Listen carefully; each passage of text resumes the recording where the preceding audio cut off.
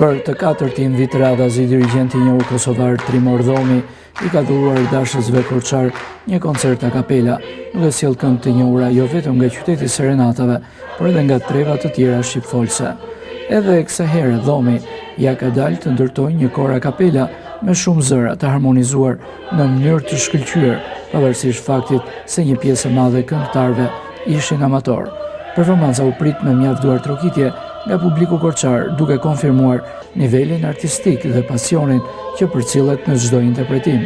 Me vullnetin e tyre, me durimin mas pari, durimin që kanë, edhe pasionin, zemrën për këngën, po ja dalim çdo edicion me partitura më të vështira e më të vështira.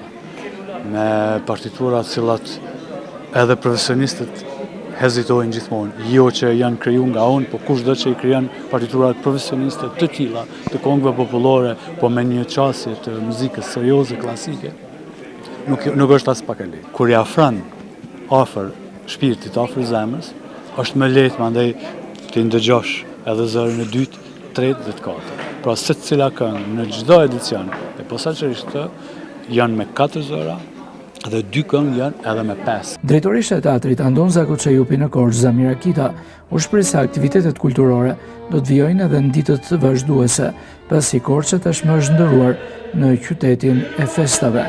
Sot ishte Arja e Korçës, kemi fituar një kor a capell shumë të mirë, por do të vazhdojmë me korin e të rinjve, të shkollave të mesme, që do të jetë në datën 26, do të kemi korin Lira Nderi Kombit që do të jetë në datën 30, dhe nuk do lë pa përmendur një nga kryeveprat që ne mezi po e presim, një muzikal Katedralja që do të vijë në datat 28 dhe 29. Dëshira e parë që ne tentojmë të bëjmë një muzikal në këtë skenë dhe shpresoj që do jetë një gjë e bukur për ta përmbyllur të gjithë këtë muaj festiv.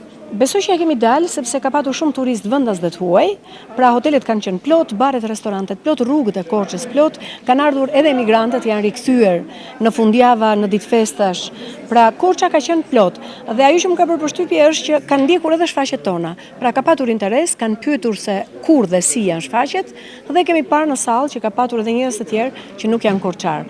Gjatë gjithë muajit dhjetor, Bashkia Korçë ka organizuar një sër koncertesh e aktivitetesh festive në pazarin e vjetër, në pedonale dhe në ambientet e teatrit, duke krijuar një atmosferë të ngrohtë festive për qytetarët dhe vizitorët.